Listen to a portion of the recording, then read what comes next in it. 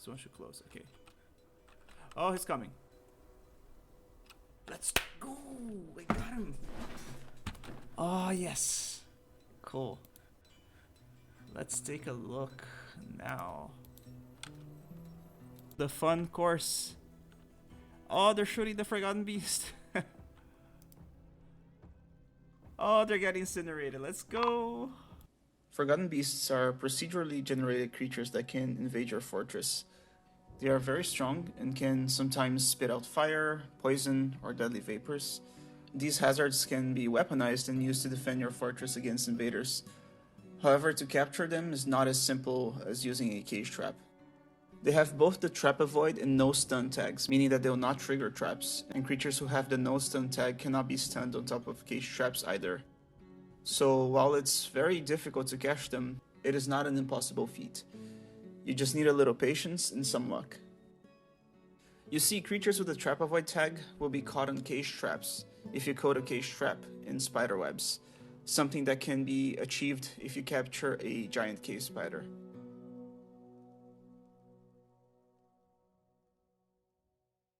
Part 1. Catching a giant cave spider. So first of all, you need to capture a giant cave spider. Giant cave spiders, or GCSs for short, are creatures that inhabit the caverns. Because of their ability to spit out webs and paralyze their foes, they can be quite dangerous. However, giant cave spiders can be easily caught by using a cage trap. For the first step of this guide, you need to build a trap corridor with an opening to the caverns. Ideally, you need a way to dispatch unwanted creatures caught in your traps, like troglodytes or crundles, so you can quickly recycle their cages back into the trap corridor. My trap area consists of 3 sections: the trap corridor, a chute, and a stockpile. The trap corridor is easy. It's just a 1-tile wide corridor filled with traps. At the end of the corridor, I chained an animal to attract monsters into the corridor. It is also important to add a door at the end of the corridor. Giant cave spiders are building destroyers, so sometimes they naturally path towards buildings to try to destroy them. The chute is a multi-Z level hole that leads straight into a room next to where my soldiers train. I added a stockpile for caged creatures around the chute, in a pit/spawn zone on the hole. It is important that the caged creature stockpile is right next to the pit. If it's far away, I think something that can happen is, as your dwarves carry the creature from the cage into the pit, the creature can somehow free themselves and just attack your dwarf. So if it's just 1 tile next to the pit, then they'll just dump the creature right away. So when I want to dispatch any creatures, I just ask my dwarves to throw them into the chute. I just designate the creatures to be dumped into the chute. Any creatures surviving the fall are then dispatched by my soldiers, since the bottom of the pit is right next to my barracks. Optionally, you can smooth the walls of each Z level of your chute to prevent expert climbers from climbing back up. And the last area is the stockpile. It has 1 stockpile for mechanisms and 1 for empty cages, so I can keep everything I need nearby. Once you set up this trap, it's just a matter of luck and patience. Every once in a while, just dump creatures into the pit once your caged animal stockpile starts to get full, and constantly check to see if you got a GCS.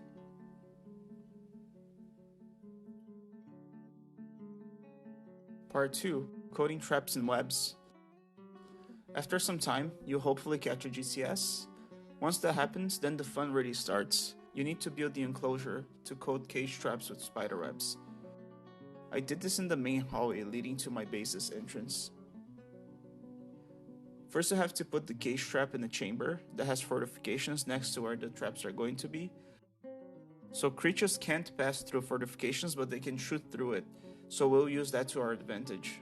After the fortifications are built or carved into the wall, place the GCS cage right in the center. Before sealing the GCS in, you need to link a lever to it so you can release it once walls are built and you are sure it cannot escape. Then we'll need 3 sets of bridges for this setup. It is the same setup we'll be using with our Weaponized Forgotten Beasts later, so pay attention to the design. The most important bridge is the one that exposes the GCS. When closing it, it'll block the fortifications so you cannot shoot anyone passing on the hallway. The second set of bridges opens the trap, and the third bridge blocks the main path and diverts creatures so they are forced to go through the trap. There's a fourth bridge here. The idea behind it was exposing a chained pig to the GCS, so it would try to shoot the pig and rearm the traps, but it didn't work, so don't worry about trying this idea. So first you gotta link the 3 sets of bridges to 3 levers in a safe spot, and most importantly, name the 3 levers so you know what they do. I labeled them as expose GCS, open GCS trap, and divert to GCS trap.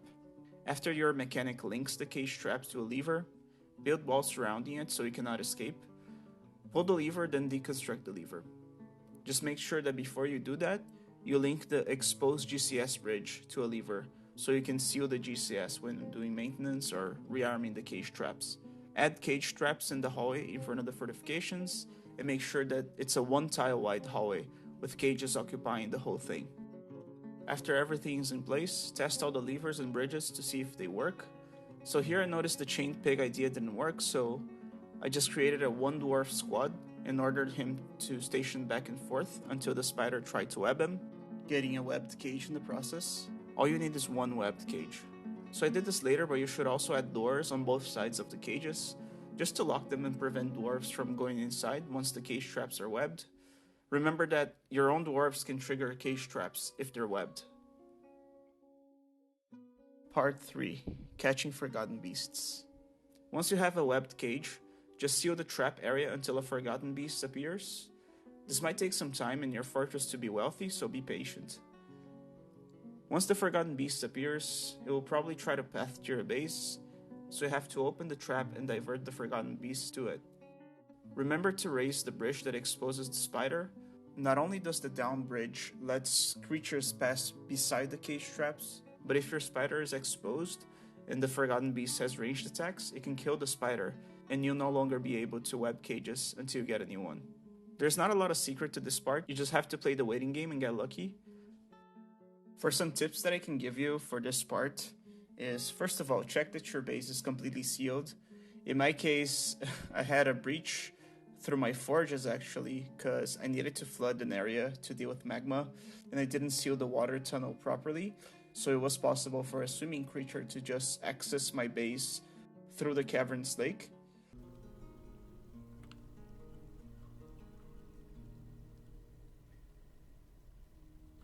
Oh fuck, no. Oh my god.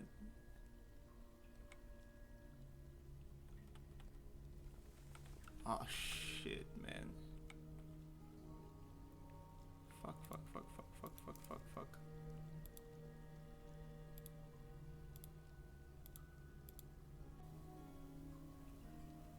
Oh god, okay. And also make sure that no dwarf goes through the webbed cage corridor. I accidentally let a dwarf go through there when I was not looking, and he got caged, and he wasted the web, and he disarmed the trap completely. So when the Forgotten Beast showed up, it had access to the base, because there were no webbed cages. Luckily, the dwarf that I used as a bait lured the Forgotten Beast in front of the spider, which in this case was exposed. It needed to be exposed in order to web the cages again. And then I managed to capture it. Not only that, but I forgot to raise the bridge to divert enemies into the trap, so it was pretty messy, but eventually I got it. Okay, so this guy moves here, and then... Yes, I got it!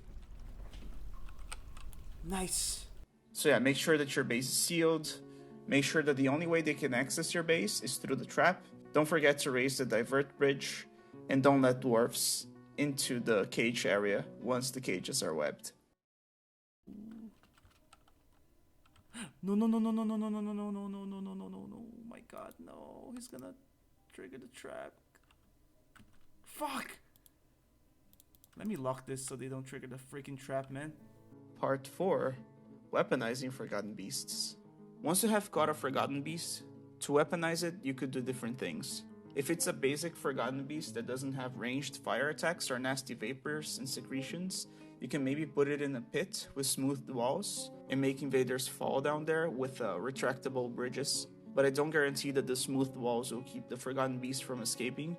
If they have ranged attacks, like in my case, to weaponize them, you build a similar structure to the GCS structure. You see, Forgotten Beasts with secretions, gases, and vapors can cause something called syndromes. Syndromes in the game are like different types of poison that give different effects. Anything from a bumblebee sting that causes pain and swelling, to a black mamba bite that causes unconsciousness and complete paralysis. Forgotten Beast syndromes, however, are procedural, just like Forgotten Beasts themselves, and this can be used in a trap. For the trap structure, you have similar sets of bridges, except that the way through the trap goes around the Forgotten Beast, in order to maximize time spent in the trap. This means that now we have fortifications around the Forgotten Beast, and bridges around the fortifications. But otherwise the structure is similar.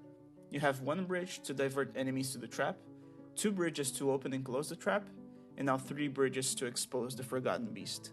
As always, link the Forgotten Beast cage to a lever before sealing it inside the fortifications, and test all the bridges before releasing it from the cage.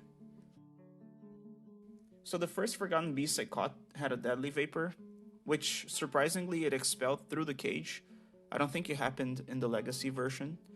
And it was worrying since it meant the dwarf that would carry the cage to the trap area would be exposed to it. Nevertheless, I set up the trap, I inspected the dwarf's health and he was perfectly fine. Later I ran some more experiments. I locked the dwarf in the chamber for quite some time, and he didn't have any symptoms at all. Maybe I just got unlucky. My second Forgotten Beast was a fire breather, however, and this can be wonderfully weaponized. Oh shit, he's there. Please close the bridge, please close the bridge. Lock the door, lock the door, lock the door. So now he's burning my he's burning my refuse. So he's cleaning up my garbage, which is good. Let's go!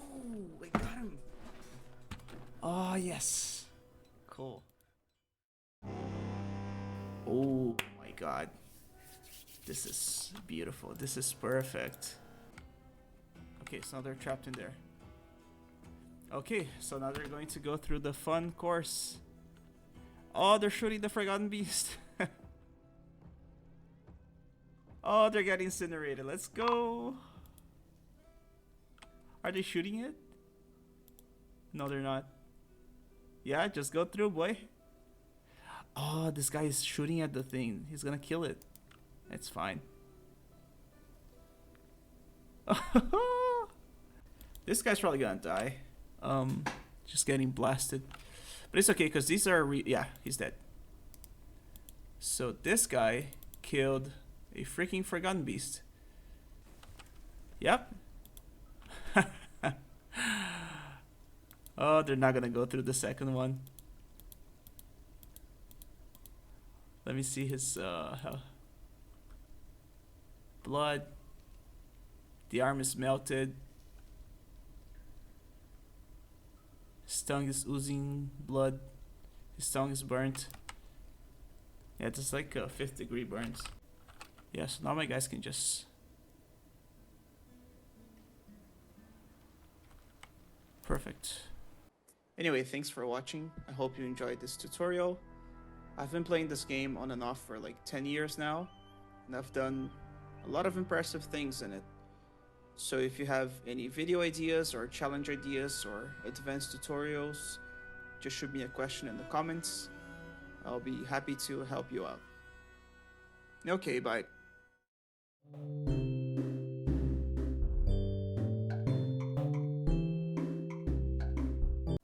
Or maybe...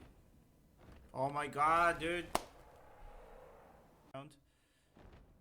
Oh my god, dude.